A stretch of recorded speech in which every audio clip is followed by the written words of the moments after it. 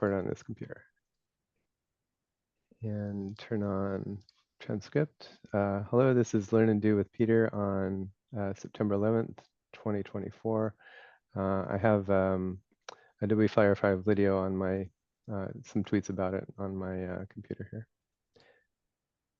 Yeah, the one with the eyeball was pretty cool. And then Yeah, the one right below shows it within action. I think that's Premiere, if I'm not mistaken. yeah. So you can generate B-roll. They've been showing that for the last 6 months. So they had demonstrated that they were going to be able to add Runway into it and Sora. So they've actually shown that Huh. video before, but this is the first time they actually have their Firefly model, which is active and working. So there's early adopters, and I work for them. I usually get the beta notifications. I haven't seen mine yet, but evidently, so I signed up for it today, and we'll see if that actually comes through sooner. And I'm more than happy to share with you guys if they allow me to. Sweet, that'll be fun. Yeah, you guys should sign up as well because it looks like they're just kind of taking all comers. But Adobe Max is October 11th, 12th, and 13th, I think it is, or something like that. And I'm going to be there with 3 students, which is pretty cool. It's in Miami Beach. If anybody wants to come down, let me know. Come hang out.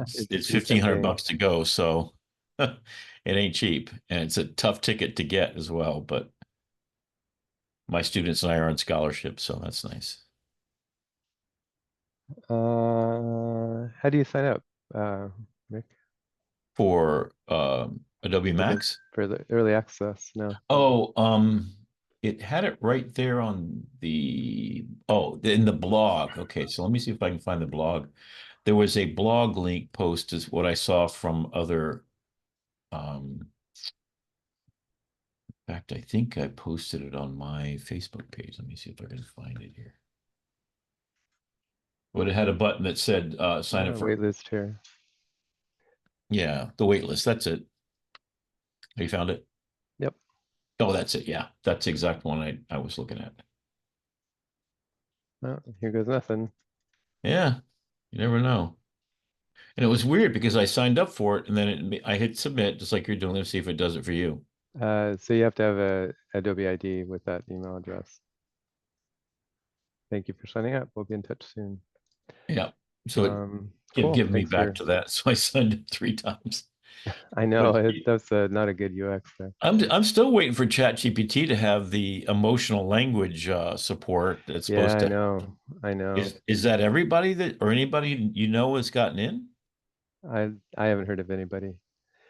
And I have the pro version of that and Gemini, and yeah, they've been previewing this for a long time. I mean, I've heard as late as November, because of legal actions. You know, the Taylor Swift thing, or I'm sorry, not Scarlett Johansson thing, kind of upset him. I think was part of it. I think yeah, I think there's other stuff going on. I also heard a rumor that Strawberry is a rumor. Strawberry is Yeah. coming out in like less than 2 weeks. Yes. Um, That's but been confirmed by about a dozen people, and yeah, Strawberry is the latest version. So I think some of what's going on is they finally kind of they they hooked up with the feds, and so I think they have to yeah, run a bunch of stuff through that process before they can. yeah, it's a little bit scary, but it's also good that they're doing it this way because there's a lot to be worried about. I mean, I keep listening to Lex Fridman, and he's had everybody in there. In fact, he had a long interview with Trump, which was excruciating to watch. But and he's kind of a supporter along with Elon Musk. So they had the 3 of them, and oh, it was just whatever. Protect your dogs and cats, folks, especially if Yeah. you live in Ohio.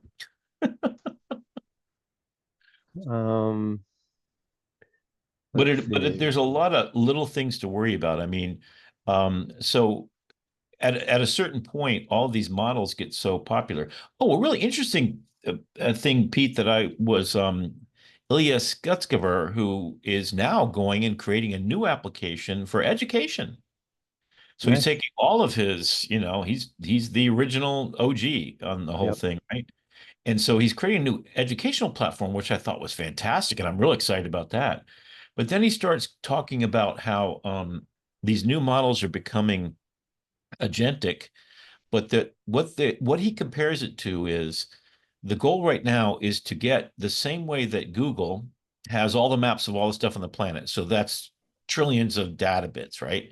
Hmm. And on your phone, all you have is I want to go from here to there. And so you are controlling it like you would at a terminal connected to the world's largest supercomputer.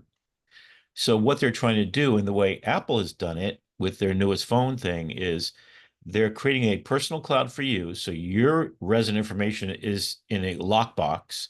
Then it connects to that big giant supercomputer, and then it gets you agentic capability that protects your inside your domain content. So I guess it's sort of a walled off city for your personal data, which, Yep. I mean, everybody kind of talks about this being a what's going to have to be necessary in the future. And Yep. then the further conversation Lex was talking about with another neuroscientist was that we are already living inside of we have an animal brain that's like a room in a house. And only the doors, and there's a door for sight, for sound, for feel, for taste, etc., all your senses feed this room, but there's distance between that. So that's the second layer, your animal brain. Second layer is your senses feeding into it. Third layer is what you do about it. So your conditioned response and all this kind of stuff. And then this fourth layer, which is sort of your phone, which is a whole lot of layers and stuff like that. And the fifth layer is the agentic layer, where your layer of your consciousness is extended to outside of and connected to the world. And our phone already is that layer a little bit, but Yep. when it can actually take your credit card and buy stuff for you, then it's agentic, I guess. I know I thought it was a good metaphor to keep in my mind because they're talking about these smaller language models that fit on your phone, so you don't even have to go up to the big cloud one. Yep. And I've heard, and I don't know if this is true or not, but the entirety of the large language model called ChatGPT-4 is 16 terabytes of data, or Yeah. it might even be Sounds 16 gigabytes of data. I don't know, but it was an incredibly small amount. Oh, and if you interesting. haven't seen Arvind Sinvaris, This one. Perplexity CEO, if you haven't seen that, you got to watch it and turbo learn it. It is an incredible. He worked at all three companies. It's the best podcast of I've watched over 100 of Lex's podcasts already. He's only got 200 and something of them or whatever. But yeah, it's a whole history. So he worked at Google, worked at Open AI. He has created his own using Llama. He's created his own search engine that goes underneath if someone says, don't scan me, well, it web crawls right through it. Yeah. And Wired Magazine called him out for that, but it's only a gentleman's agreement. I think we talked about that before. Yep. But it's fascinating because he's explaining, I mean, obviously the reason why Google does it the way they do is because they can give you 15 paid sponsors of content to look at before you get to content. And his whole thing is forget that. We want to privilege knowledge gained.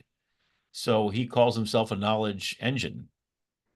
And because he's using ChatGPT-O and Claude Opus and all the latest models on one side, he's using a citation engine that he has in the middle, and then he's got his own search engine proprietary to him that's searching all the time.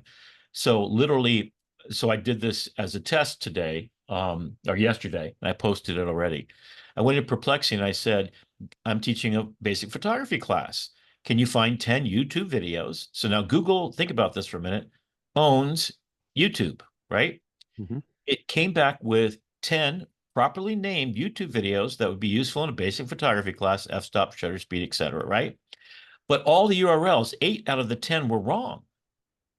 I gave the same command to Perplexity. Everyone was right, and it was better videos than the ones. And 2 of the videos that Google claimed existed didn't exist at all. It was complete, absolute fabrication. So it's proof positive that. And then when I did the same thing, Gemini had their big open announcements of stuff, a couple of months ago. That day, I tried Perplexity, and it gave me 25 things that were the new additions, right? I did the same thing with Gemini, 0. Didn't even know the event existed because they shut down their web access back in December or whatever it was.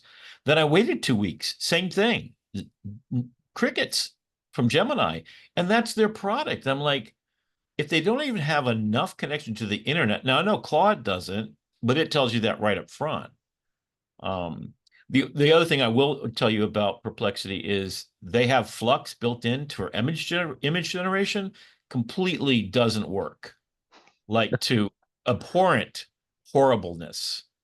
So I don't know what they're doing in the Flux inside there. It's a button that says here it is, but you can't use it. So Rick, I just want people to know though that you can't necessarily assume that like Gemini doesn't work just because you try it once. And the reason I say that is, oh no, and this this is works, 20 times. this, I'm talking about oh, every okay. day I try it. I tried it with Okay. the Super Yeah. Bowl. Then I went, so I basic and you know, I mean, I get that some of them will be wrong. In fact, Perplexity was wrong on two things that I did today. But I literally am running 30 prompts a day in Perplexity. I'm doing the same thing with Gemini. And then so I take the same prompt across all of GPT. Open Copilot is up Well, yeah, second. but that wasn't my point. Yeah, that wasn't my point. Yeah, Oh, okay. hold on, Rick. Hold on. Give me just a Okay. second, right? Give me a Okay, second. sure. The point that I was trying to make is that just because you are trying to get somebody, if a person's trying to use one prompt to get Gemini to do something and it doesn't Right. work, Right. my admonition to everybody is don't assume that Gemini Correct. can't do it. Correct. These AIs I find are very quirky. Sometimes they will not do it just because how you worded the prompt. If you word the prompt slightly differently or do something No, slightly differently, then totally. it will give you the exact answer that you want. So Totally. I'm just warning everybody, you can't assume that Yeah, one yeah, yeah. prompt No, I'm not. is Yeah, no, decisive. Yeah. I hear you. Okay. But what Okay, I'm good. actually specifically talking about is connection to live information on the internet. And what I'm saying is that Gemini doesn't have any. And I've done 20 different prompts on different news events. I've given it 2 months past the date of the event, their own event. Okay. So if I try with Gemini, which is owned by Google and YouTube, to ask them anything about YouTube, it knows nothing about them. And it will falsify the information worse than anybody. So I mean, Well, Perplexity or is better than anybody. yeah, yeah. All right. Well, Yeah, here's one thing. Another thing that people should be aware about with Gemini is you have to activate the so-called "quote unquote" Gemini extensions in some cases. Now, I'm not saying that okay. applies to what you're saying right now, but a Well, lot of people actually, don't I'm realize is that, hold on, wait a minute. Let me just finish. What I'm trying to well, point out I'm is asking, that is there an Gemini has extension? these. All right, wait. Okay, okay. What I'm trying to say is that Gemini has these things called extensions. They're Gemini extensions. It's Yeah. part of Gemini. You don't have to Oh, I load know. anything into the browser. What Right. they do essentially is they protect your privacy. So if you don't activate the YouTube extension, which is an extension of Gemini's functionality, it will prevent Gemini from being able to do certain things related to YouTube, Okay. mainly for your privacy reasons. So Okay. don't assume that because Well, Gemini doesn't work, it's because of Gemini. It may be agreed. possibly because you're not using Gemini properly. You may not be Agreed, turning but I'm on telling you, we're looking right okay. now at his Yeah. screen. It says YouTube is on, so is mine.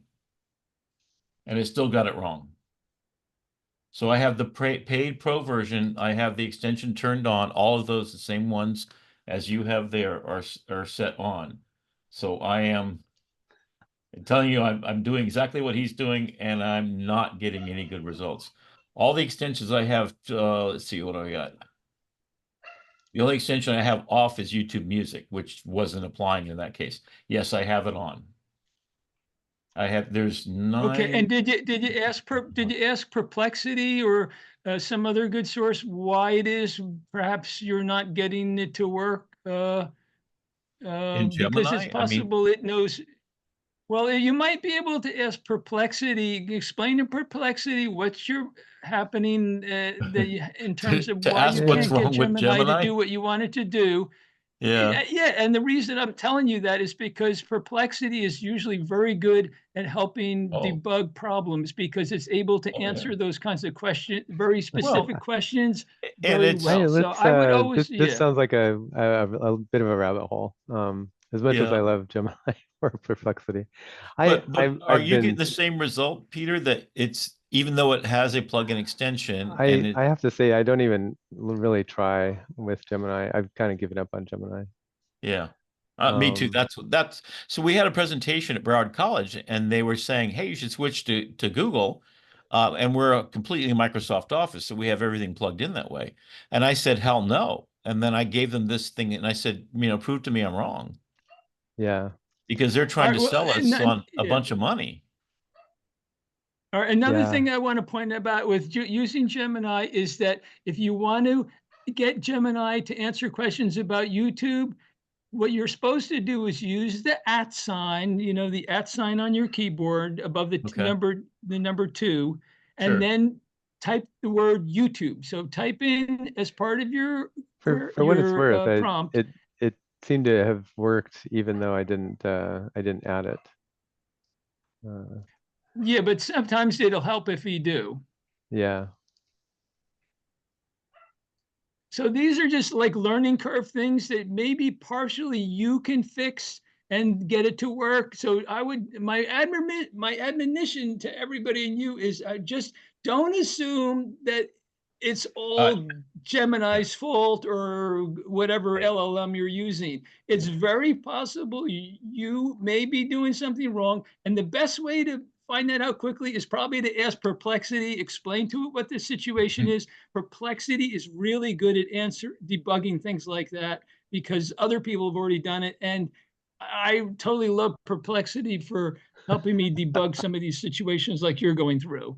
Well, and So that's my so point I wonder, entirely. RJ, yeah, you're kind of you're kind of arguing Rick's point there. I would you say it's fair, RJ, that if you sometimes Gemini just does suck? I totally agree that it's not necessarily Gemini's fault. Although I have to say the UX, well, anyway, this is an interesting, mostly maybe raffle. I do have to say this is a different result. So when I asked Gemini straight, what are some great videos, it gave me a bunch of YouTube things. I happen Right. to know a couple of the best YouTubers on iOS music apps, which is why I asked that question. And I Oh got a yeah. completely different answer when I did the @YouTube thing. So thanks, RJ. That's a good tip. Including Jakob Hack here. This is somebody who's awesome at iOS music apps. So I was looking for that in the other results and didn't find it. Okay, I'm double checking it now because I don't want to be wrong, and I literally spent over 20 hours doing this. So The @YouTube thing, and it's a good tip. Thanks, RJ. yeah, thank you. In fact, I'm doing it Yeah, right and you'll now. know when it's And going. You'll actually see that Peter, could you go back to that again and Sure. just show your screen with all right. So Well, what happens is when you see the where funny thing is, wait a minute, go back up to your right. Sorry, stop right there. Stop right there. Stop where the query is, where it shows the pixie dust sparkle yeah, keep going. Right there, right there. All right, so see the pixie dust this one. emoji symbol? right. Yeah, and you Okay. see the YouTube. All right, so what happens is when you use the @YouTube uh, combination of characters in your prompt, then Like what'll happen is you'll YouTube. know when it's It using activates it it. because what'll happen is you'll see this graphic go sparkling back and forth The between gem. YouTube Yeah. and you'll see this like if you type in a new one, you'll see it happen, I'm gonna and scroll that's how back up you and look at know this that other it's one. So I yeah. have to say, That's so this one I didn't do @YouTube, and it looks the same to me. So whoever is, I have consistently been really disappointed in the whole Google experience with AI, anything AI and Google, except maybe Notebook LM. It's just a complete mess. Yeah. And you can tell it's competing product lines and stuff like that. And the inability for them to have a cohesive AI, they don't have an AI czar or whatever. Right. So now I'll give it a shot, RJ. yeah. And now watch it Um, carefully. You'll actually see a graphic that sort of makes you realize that it actually is tapping into YouTube. Yes, I have successfully rerun the prompt, and I did the @YouTube, and yes, I did get correct. You see that? See, Laura, Information. watch it. yep, See that yep, the infinity kind of pattern? yep. That's how Yes. you know that it's actually working. Okay. It wasn't working yesterday. and I asked for 10 and it only gave me 5 just now. But you weren't using the @YouTube in your, So, No, I that's what did. you're supposed I to just do. did that, and at least I have 5 that are correct, but I did not get 10 that I asked for, and I asked So- Perplexity the same thing, and I got all 10, all perfect. so So for what it's worth, I got the 5 out of 10 Infinity. ain't bad. I got the Infinity animation without the @YouTube. So it just means that, well, so it automatically Good to did know. kind of an @YouTube thing for me. Right. But then it's super funny. It started to ask YouTube, but then Gemini is like, well, I don't want to talk about elections, even though YouTube will talk about elections. So Oh, is that what it said? yeah, It's constantly being hyper vigilant and careful. mhm. So even ask it to even make a picture of Kamala just at standing, no.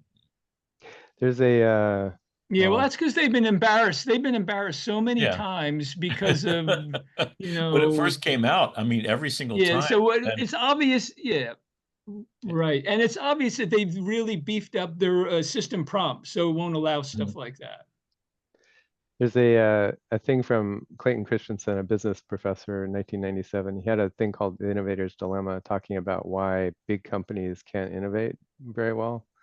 And so I have sympathy for Google. They want to be super careful on, they can't but what they should do is they should take about $3 billion or something, $5 billion, $2 billion. They should take some $1 billion, start a startup that has no connection to Google, and they'd be a lot farther by now. well, the idea was Google Mind, DeepMind, I'm sorry, separated off, and they brought them back exactly as you're suggesting, right? Yeah. Bring back the brain trust, which came up with all the solutions to everything that they're really valuable and known for. And then they put him, I forget his name right now, but in charge of being the CEO of the company, but now it's blended back in. And I think the miss there, so I think that worked on a technological thing, Yeah. but what they should have done is they should have kept the business separate too. Yeah, and Kevin Schmidt, the original CEO of Google, already said that because they gave everybody a work from home permit, Yeah, that the most can't undo innovative it. things that they've done, most every other company, and that's what he got edited for, because they Yeah. didn't want to get that out in the public, that how they were letting people, work from home. He says you don't get generative ideas if you're not in a room with people fighting it out for the best product you can get. So Yep. if he says it, I kind of get that. Let me go back to the things Sorry that, to take you on a rabbit hole. yeah, not at all. It was an interesting rabbit hole. Uh, Let me talk through these a little bit slower. So there's a kind of a Jenkifier thing to write, which is you drag an image onto it and it sends the image to Claude or OpenAI. And then you get you have a place for a prompt, and then you get back whatever you want to it. The cool thing about that is we could set it up so you can drag and drop a whole bunch of images at once and get all the answers. I've already got a Python script that does that, so I don't really need it, but I kind of want it. And then LoRa is a way of training, doing fine tuning on a model. So FAL is a compute vendor, and they'll let you run Flux for pay for a few cents. And they've got Flux for LoRa set up, and it just works super fast. So this would be a fun thing to try with my selfies, except I'd be super embarrassed about my selfies. But other than that, also I have to find them probably. But something else, as we've been talking there, I remembered a couple other things. GPTs are top of mind for me, and setting up a GPT that would run not in the OpenAI environment. So if you think about it, GPT is basically a custom prompt and maybe the knowledge sources, and you could run that separately. And this is a project that I'm going to work on anyway, but we could think through that a little bit if that was interesting to people. And then I've also got need for an anti-jailbreak prompts for GPTs, but that one's pretty specialized. Anybody want to do some workshop stuff? One of these? Any of these? Yeah, I something wanted else. to add, since you were talking about GPTs, the one group that I follow is the Marketing AI Institute. And Yep. these two guys are like really plugged in. And they've created 2 GPTs for businesses that were pretty cool. I just put the link in In the the thing chat. there. I listen to them. They're a once a week podcast. And it's mostly around business, but they were talking about Andrew Carthy's road to automated superintelligence, and Suskever raises $1 billion for the education program. That's where I found out about Suskever's going into education. So they're worth following. I think of all of the podcasts, for sure. Lex Fridman's my number one. Number two would be Matt Wolf, and then the third would be these guys. So they're for sure and legit. They do talk about, they made a business, like how to basically assess what business implementations of AI would be effective and what your return on investment would be. So they created a couple of them that you could just really get a good idea without spending $100,000 on an expert. So that was kind of interesting. And then, of course, Lex is doing crazy podcasts. He's done 5 with Elon Musk personally for 4 hours each, which is crazy. And Elias Gutskever is worth watching. The CEO, definitely. I watched 100 of them, and each one I used TurboLearn to give Yep. me a complete list of everything that knowledge there. A couple of deep ones are about how the brain works. A neuroscientist who's also an AI expert.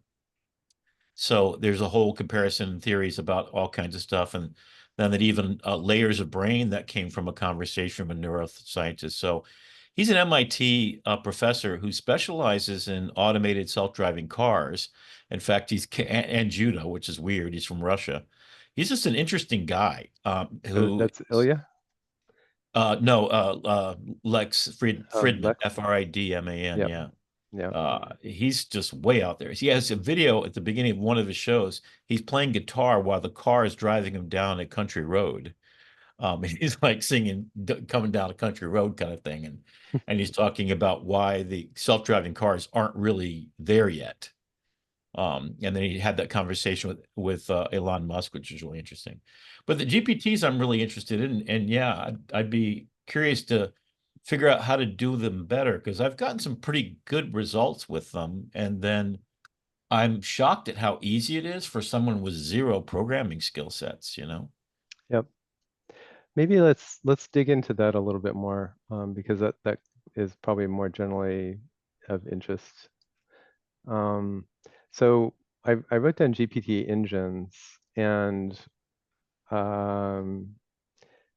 I'm either going to build one or find one. So it's a good idea if I find one instead of building one. Now, what's an engine versus just a regular GPT? Well, it's funny. OpenAI did a really interesting thing when they call them GPTs. Yeah. It's such a generic name, and they kind of and I guess they did another interesting thing, which is they got their GPT model to be super successful, publicity-wise, basically. And now, like, there were a couple other companies that had whole things just like GPTs, except they were more accessible. And now you can't even think of those companies, because when you say something like GPT, it's like, oh yeah, I know exactly what you're talking about. It's part of ChatGPT, yada yada. But really that GPT, and I guess I'm using it as a general term more than the OpenAI. Right. It's funny, Well, they couldn't even it's like trademark it. Kleenex and Xeroxes. You don't say carbon copy and tissue. The funny thing is they did the inverse judo move with this. I don't think there's any way they can trademark GPT, but Right. so unlike Kleenex, or by the way, Zipper was originally a trademark. Right. Kleenex or whatever, who are trying to protect their trademark, what OpenAI did is just have the mind share that owns it without owning the trademark. It's kind of brilliant and kind of cheesy, I think, too. But Well, anyway. wasn't it Google that actually created the transformer?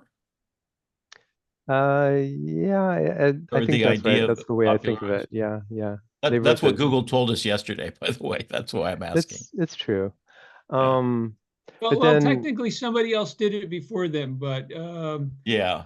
Became popularized and actually the thing.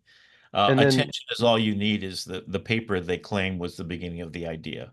yeah. So then GPT means, you know, general whatever pre-trained transformer, TS transformer. Yeah. Um, OpenAI ended up owning this term because they just, you know, made it anyway. So if you think about a GPT, a classic OpenAI GPT, there's not too many parts to it. I haven't sat down and made this list for a while, but let's try this. GPTs. So there's a custom instruction. There's things like a description and a name and an icon. There's knowledge sources, optional, and functions, optional. Web, Dolly, and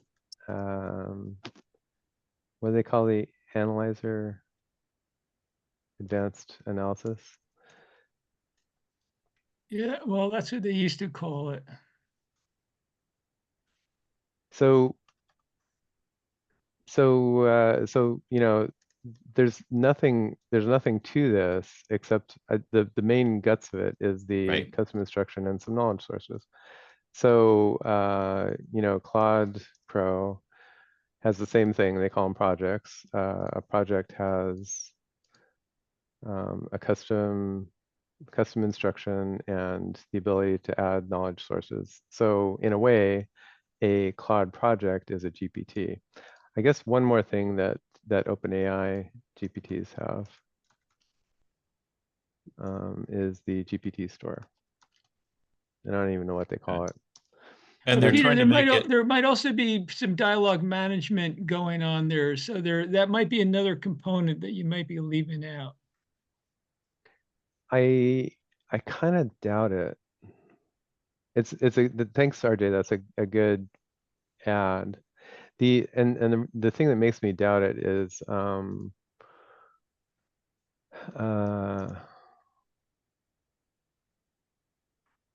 Well, they have their own dialogue manager always, right? It's always got to be running. yeah. So maybe that's built into part of their own dialogue manager, and it has a sub area routine that you know helps make these open GPTs work better. The OpenAI GPTs work better than other LLM providers. Well, and also last time, RJ, you said the @ symbol, so you can @ symbol another Yeah. GPT to do a conversational back and forth. You can reference it the same way we just did at YouTube to kind of draw that up. So Yeah, so maybe Peter, you should put that in too, that yeah, functionality of the what was that mention, right? They're called mentions. mentions. Yep. So what I'm going to call that is GPT chaining. Yep. It's not like you switch from one GPT to another, right? And the new GPT has Right. the whole previous conversation. So it's very cool, and it's also, you know, and it's pretty flexible, and it's also got its limitations. Um, so the thing I wonder, like, this is a very really simple GPT, and this looks like probably the whole GPT right here, the custom instruction. This is the boilerplate instruction that comes in from OpenAI that sets up the GPT, right? It basically explains about GPTs, and then here's the user's instructions for you. So I don't feel like they would need to do this right here if they had some kind of dialogue management other than just the same kind of dialogue management that ChatGPT has.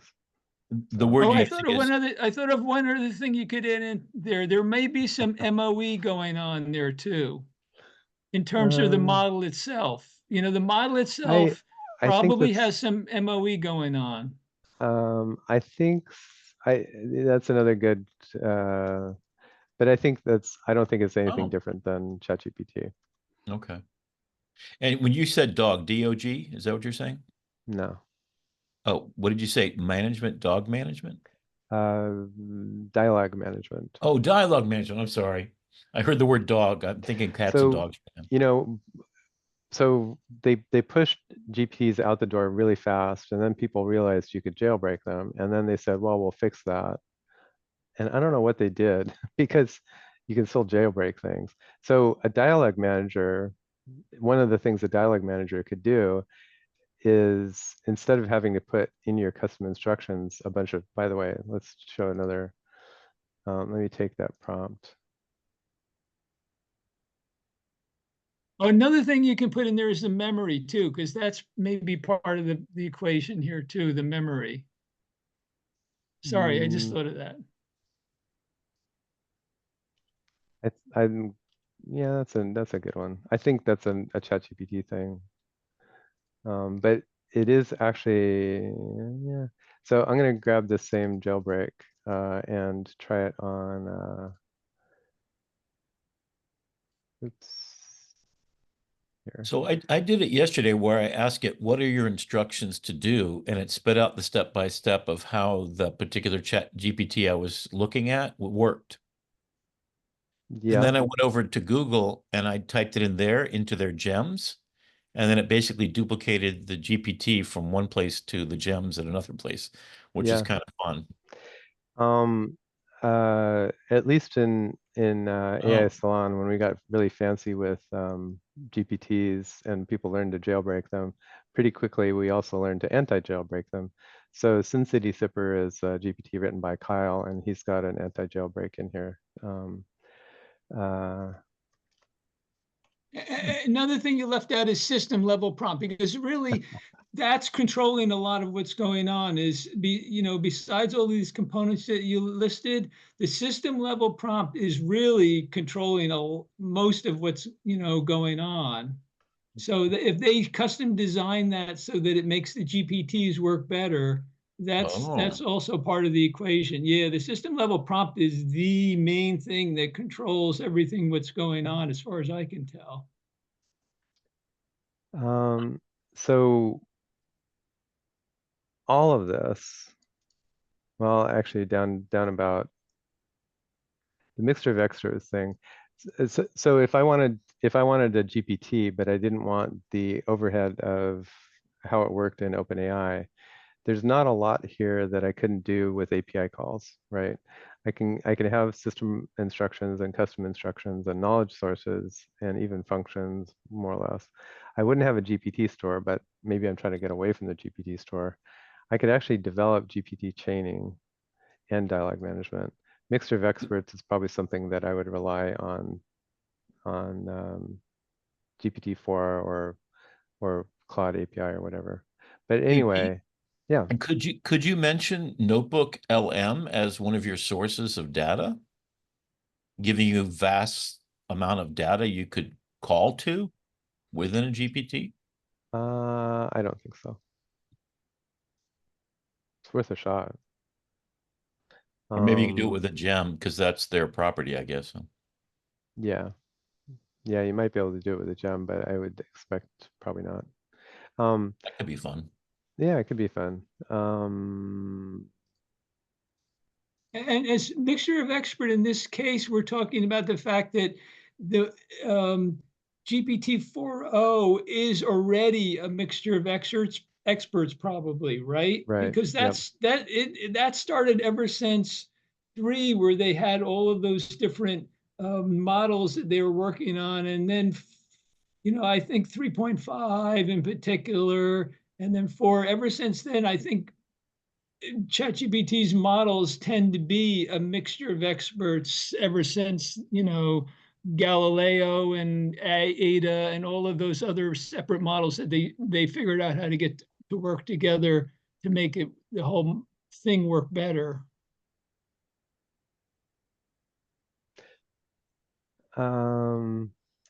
Yes. I'm gonna look in my web history real quick, but I'm gonna do it off screen because somehow I came up with a good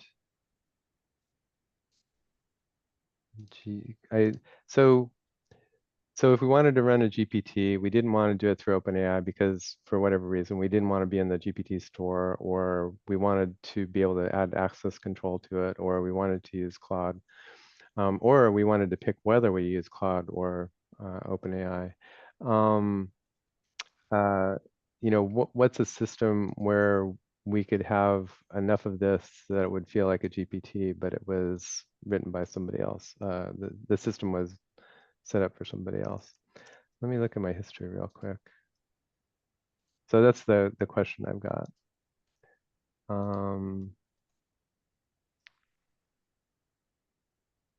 And the one that I found earlier today was called GPT Auth, I guess, which is, so I called this up above there, I called this GPT Engine. But you could also call it a GPT Manager, maybe. Is there something that has a container that will run a GPT? So this is actually not what I wanted. This wraps a regular OpenAI GPT, I think. Let me do it this way, open source GPT builder. So are GPTs open source in that you can get to them outside? And when you Or say just through what? GPT, do you mean an OpenAI GPT or? Yeah. They're not open, no. You can share a link to them, and then you always run them within the context of ChatGPT. But you don't have that's to kind have of, the pro version to run them? you don't anymore. For a while you Oh. did, and now you don't. I'm concerned about my students. That's the reason why I ask. What, oh yeah, you want to say, here's a I don't want, GPT, but I yeah, don't I don't want you want to have them to to, have to yeah. pay for anything. So I'm trying to find They'll have cheap. the free limit. Using a GPT doesn't get you away from the Gotcha. limit of usage, but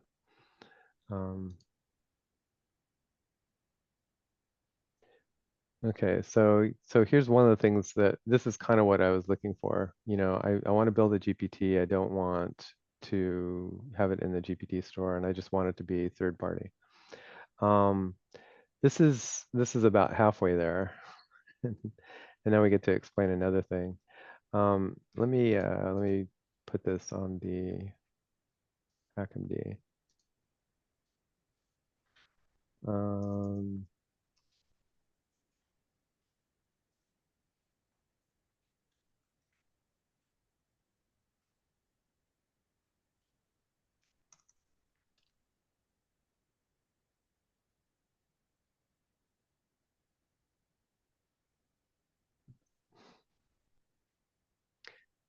So this says using the Assistance API.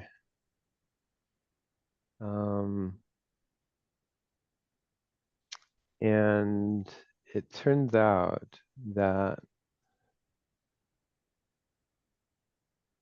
if I wanted something that took custom instructions and then answered questions based on custom instruction and knowledge sources, I could actually do that with just the regular chat API calls.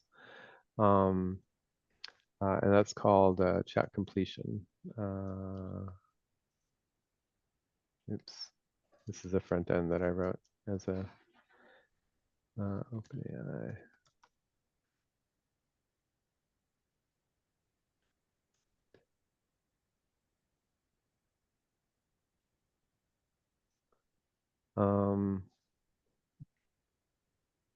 By the way, the Jankifier that we just saw, it took like 2.5 questions to get this written, and it's a nice chat client. This is the one that I showed and accidentally exposed my API key, so we had to kill the API key.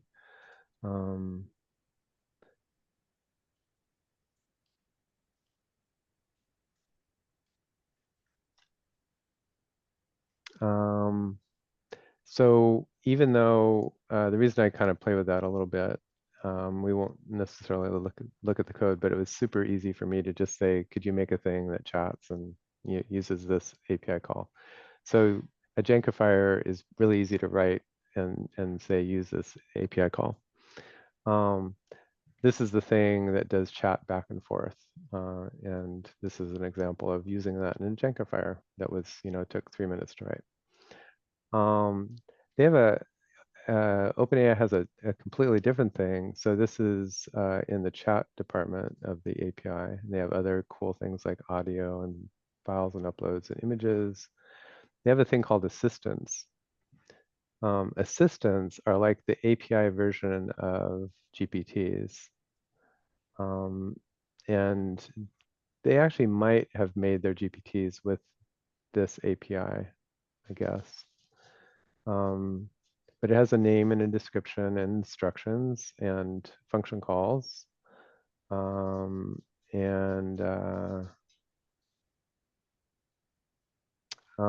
knowledge source is actually a file search.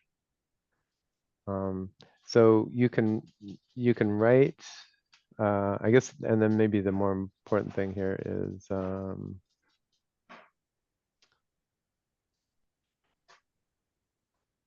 assistants have threads. A thread is what I would call a conversation, but it's, back and forth turns. And so they kind of provide you all the core tools to make a GPT that's not in the GPT store, but that does GPT things. And they make some of the things easy, like they make message management and threads easy, and they make file search easy.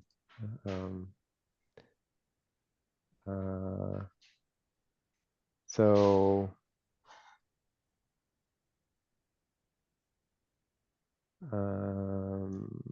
let me write this down somehow. OpenAI API chat or assistants.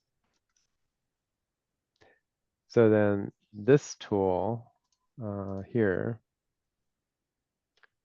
lets you use that assistant API in some kind of no-code way. So they take care of setting up the thing that runs. Did we see a picture of this someplace?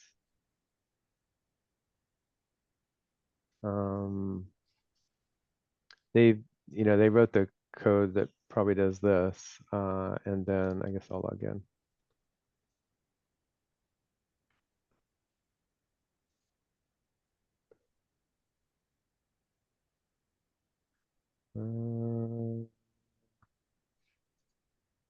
So hopefully they've got an open source version that isn't for pay, and that you could self-host if you don't mind. So if you don't mind running it like this, theoretically you could run your own. I don't know if the difference between that makes sense, but this thing where it says for the low price of $90 a year, Pete, you too can be making GPTs. This is the hosted version, and if I'm okay setting it up locally, and I don't wish to use the hosted version, then I just follow these instructions, which these are pretty simple and straightforward as these things go. Not that I would recommend doing it necessarily, but anyway. So this is kind of a good news thing in that we found something that does kind of like custom GPTs or what did I call them? Generic GPTs.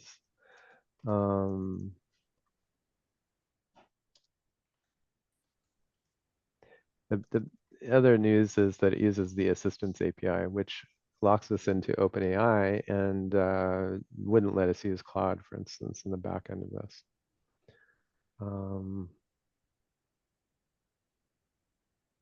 So let's see if we can find another one.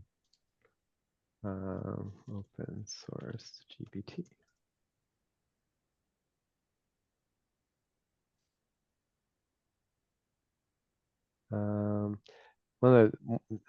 Thanks OpenAI for making such a generic search term. It means I can't find anything I want. I think these are open source GPT-4 alternatives, which isn't what I'm looking for. So that's why I said builder before.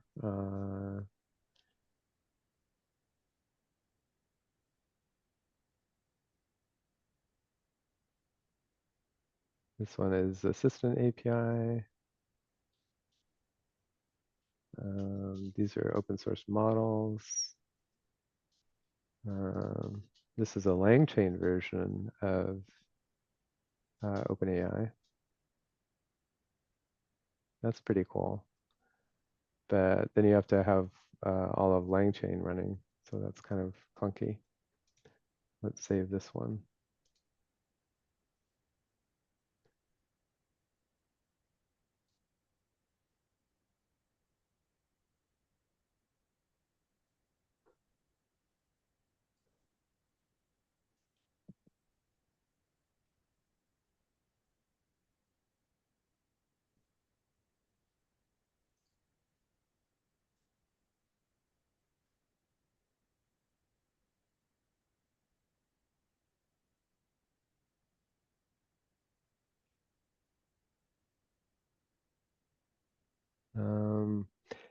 I'm finding it really hard to find something that slices through to get exactly what I want, especially because there's not a good name for it, I guess.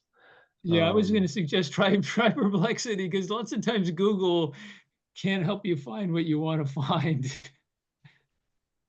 Yeah, thanks, RJ.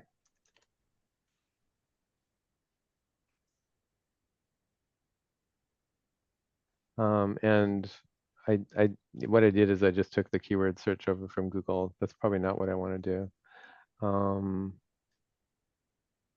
So it found that one pretty quick. That's cool.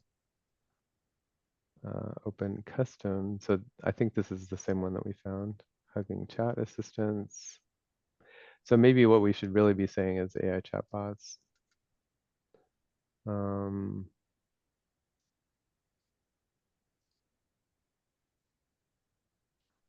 And I said I just took the, it's open source GPT builder is the search I had.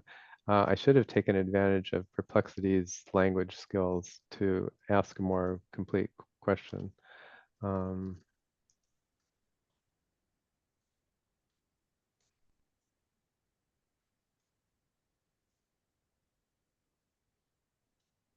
environments isn't quite what I want to say there either, but we'll see what happens. Open source chatbot framework is pretty good.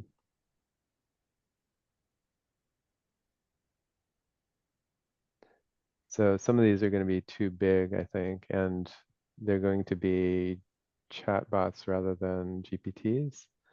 All I'm looking for is something that provides a little bit of framework and then uses the general chat thing, Claude or GPT-4 or God forbid Gemini, whatever. So most of these are actually too chatty. They're too much chat oriented, and they're not really what I'm looking for. You can try Janitor AI. Was that one of these things in here, or that's something I should search for? It's very popular AI, and guess why? Because it's free? No, it's sort of one of these not suitable for work, heavily Got it. used Okay, kind so of things. Yeah, I won't it's. thanks. But apparently it has a lot of other functionality too. So yeah.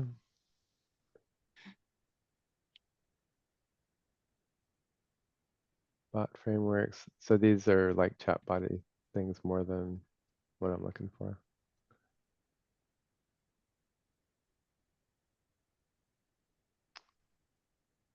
So what you're talking about is you're trying to look for an AI platform or whatever that you can use to make custom GPTs without using OpenAI, essentially. Yep.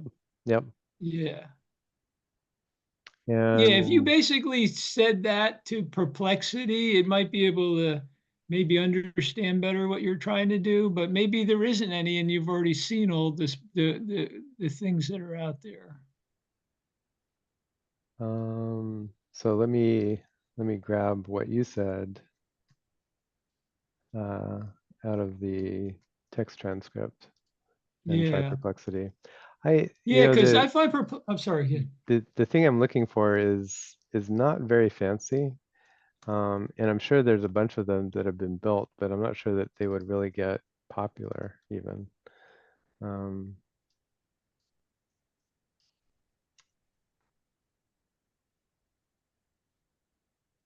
You can take it out the talking about. Yeah, I find that Perplexity is really good if you explain to it exactly what your problem is, like you're really talking to a real person trying to Yep. explain it.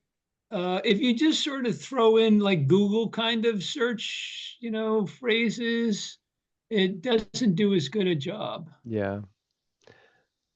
Yeah, and conversely, it's really good with language. So Yeah. these are fairly generic kind of answers, which aren't wrong, but aren't also the things that this is actually a better question here. This is one of the related questions that it came up with. Yeah, that I always like doing that, using that too, the And alternatives. this might be a good one.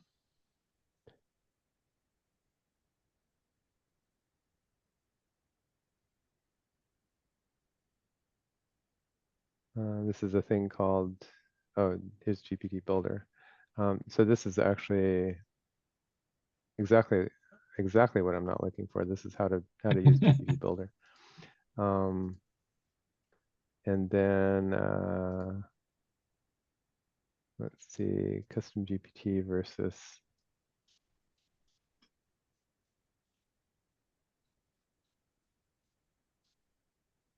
So these are things that are old enough that people are calling them custom GPTs. The article I just closed also did this.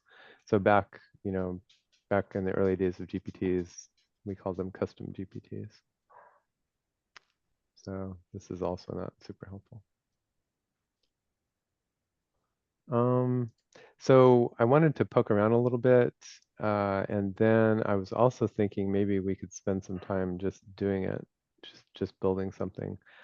We're coming to the end of time, and I don't think we have enough time to even play around with it very well. So let's pause here, and I think I'm going to keep experimenting around this, and maybe I'll have some news, in a few weeks or something about a simple GPT platform, and maybe I won't. I don't know. We'll see. So let's pause here, and thanks for joining me on a journey brainstorming about generic GPTs. Hopefully that was not incredibly dull and boring. Anything else we should cover? I like to ask Rick, how's he making his progress with his Notebook LM? Because that's been a hot topic on our calls, I think, for a couple of weeks in a row. Yeah, and it for seemed like, sure. progress. Can you give us a progress update or any new learnings on Notebook So LM?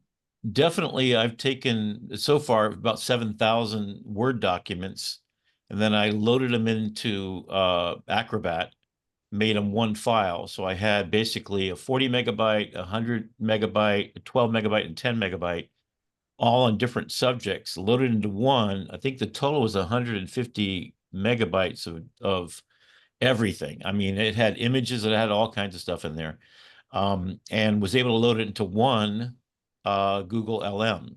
Then I decided to make separate ones on ethics. So I'm trying to write a book, and it's about, prompting for educators, and it's about ethics for educators. And so I'm taking all of my knowledge from all my desperately different places and sort of chapterizing it into separate ones. So as I write each chapter of the book, I'll go in there with an outline of the whole thing, visit ethics, and say, give me the top information about the ethics.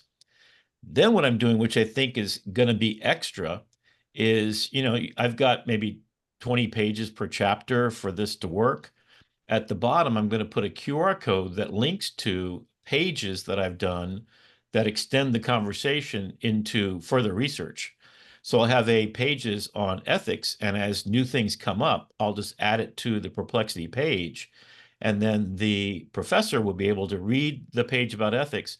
And then there's a new event that happens, and live, I'll update it from that same link to that same pages document. So I think this makes the book expandable infinitely and keeps it up to date always. So even I'm doing pages on good practices in prompt crafting for educators. We could potentially even add, Perplexity pages for scientists, and here's a bunch of prompts they found effective.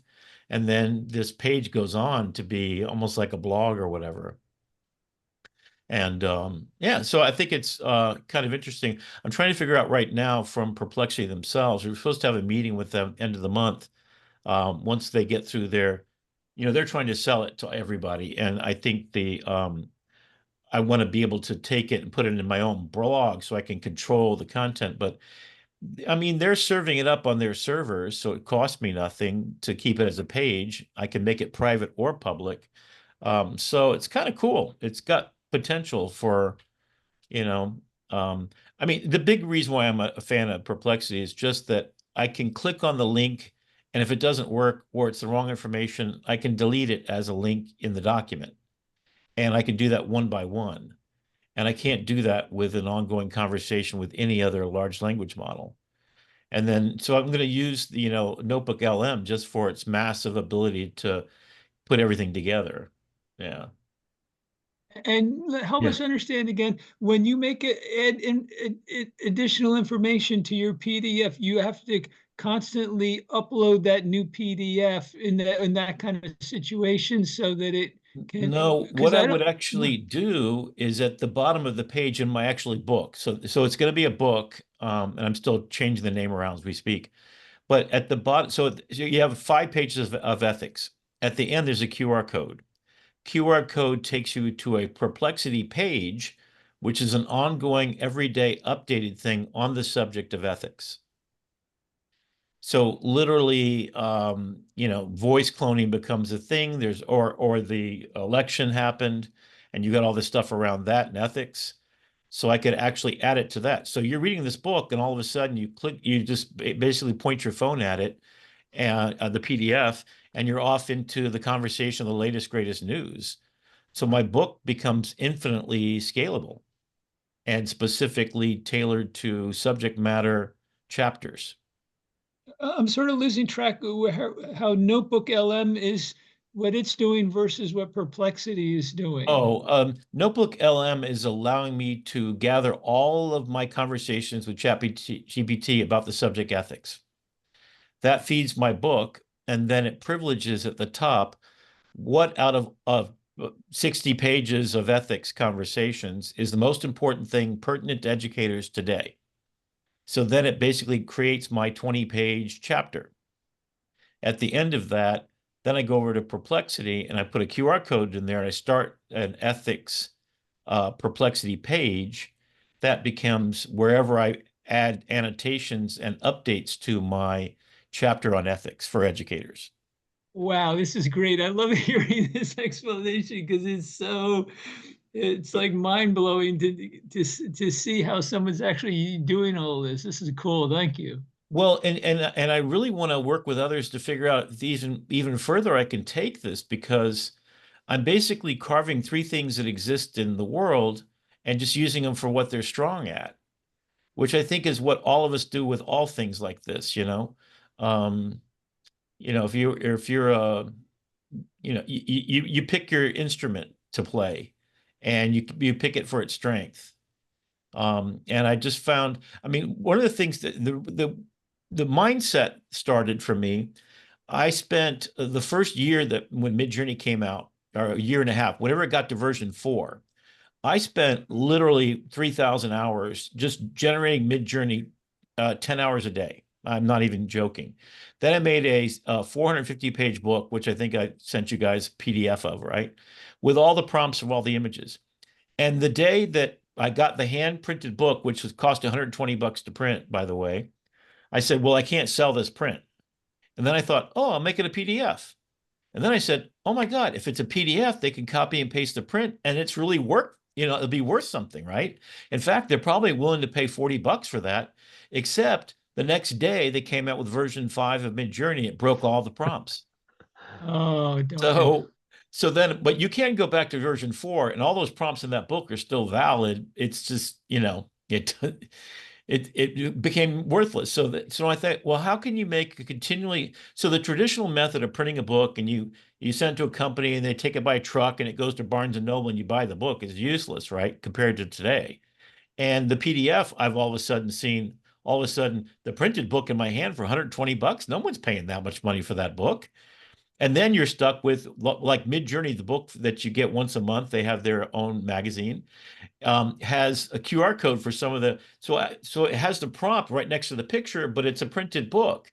So I was taking with pictures of it with my phone and then selecting the text using the Apple phone, text thing, and then popping it into Midjourney on my phone. It's like, why do I have to work my way through all this? So I'm trying to find things where I think the worst thing about technology is that, like today, I was trying to coordinate 3 different email addresses, and I had on my phone, I couldn't do it because I couldn't copy and paste it. And when I got back in there, I had to create a draft and I had to go find the right, it's like the more down the rabbit hole we get, the more complex our world gets rather than being simpler, which is sort of the point.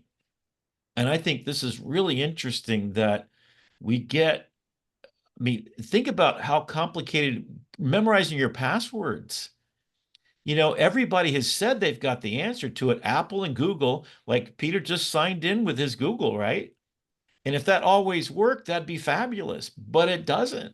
And then you're thinking, oh, I've got my face, and that's all I need to drop in every password in the planet. No, that doesn't work on every application because they don't set it up that way. It's like, so design is about being annoyed at shit until you can find a way to fix it. And so my whole life is basically, I look for problems to solve. And that's what I tell my students. You look for problems to solve. Like you're trying to date, but nobody feels safe and secure because they don't want to give the private information, It's like, so there's problems in the world that if you find the big problems, and people care about it a lot, they'll pay a lot of money to solve it. But if that's your mindset for everything you do in life, what a beautiful place it would be if we didn't have to have memorized every single password. And every 90 days, we got to change the password. Like somebody please solve that.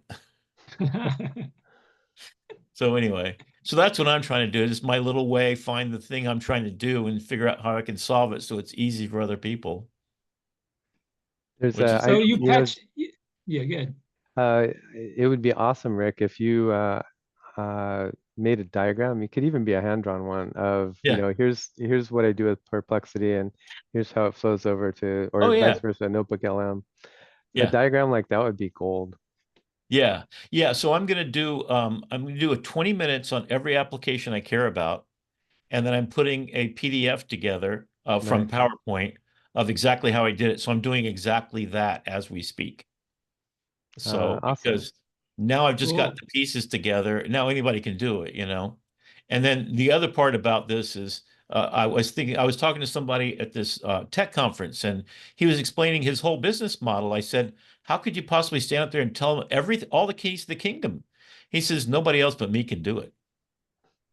So writing my book, being a photographer, you got to have 50 years of experience. I can tell you I tell my students every day, everything I know about photography for the last 65 years of my life that I've learned, right? But they can't possibly outshoot me. So I go out every week and and that's it. It's like there is a unique thing about each and every one of us, and find what that is for you and go do that thing. And if it makes you happy, then you found your purpose in life as far as I'm concerned. So that's mine. So I'm all about sharing and caring, and you guys are definitely great friends to do that with. I appreciate you all. And Rick, what I wonder is, you're explaining how you're patching this all together, but intuitively, I think there maybe are other apps that are already set up to do more of what you're trying to do. The reason I say that is because writers, I've seen what writers have been using for tools, and And I think that maybe that they have some tools that you just don't know about, perhaps to be Yes. closer to what you want. Yeah. Well, actually, speaking of writing, I have found a couple of tools that I'm not quite ready to reveal because I have 2 books, nonfiction books, that I'm finishing right now using those tools. Yeah, there's every single writer used to keep cards. You'd have character reference sheets, you put them on the wall, and then you keep filling in new material, and you have a story arc, and then you have your synopsis and your thesis statement, and then you have your methodology. So I'm doing that right now, and I'm trying to use every tool I can to give me the advantage. There's like 4 writing applications already on the market that are really, really good because they prompt you along the process as to, hey, this is not within the character model of that person that you talked about before, you know. Even LTX Studio, which is a storyboarding tool, doesn't have some of the stuff that some of the writing a book text form has already. And once those all meet, the process of writing is a series of events that you go through a process. The process of designing a brand is a series of about 10 discrete steps. And if you just follow the steps, you could do anything. And the keys to the kingdom is to knowing what to do at each step to make it better than anybody else has ever thought of. And just like writing a song. So those songs that I was demonstrating, it obviously comes from a lot of writing experience, and that's the same as my photography skills. So I got a long life of doing that. So you get really good at it. And for you guys, the reason why I'm here is because you guys have that other part of the brain that taps into doing Jenkifiers or whatever, because your Jenkifier is my process. You're Jenkifying together a bunch of ideas that create a process that works for you. And then I see that you tap into a whole different language that I'm not familiar with. And the quicker I can learn that for myself, and that's, when Pete was talking about what Google Notebook actually does, then I started realizing, oh, that can do what I want to do. So if you didn't know what the tool does, you don't know how to deploy it. So I like to hang out with people divergent thinkers than me, because then it comes together. Yeah, definitely. That's why I like being here too. Yeah. Well, thank you, friends. Thank you, you. Rick. All right. Take Thank care. you, everyone. Bye-bye. Thanks, everybody. Bye-bye. Thank you. We'll see ya. Take care. Bye.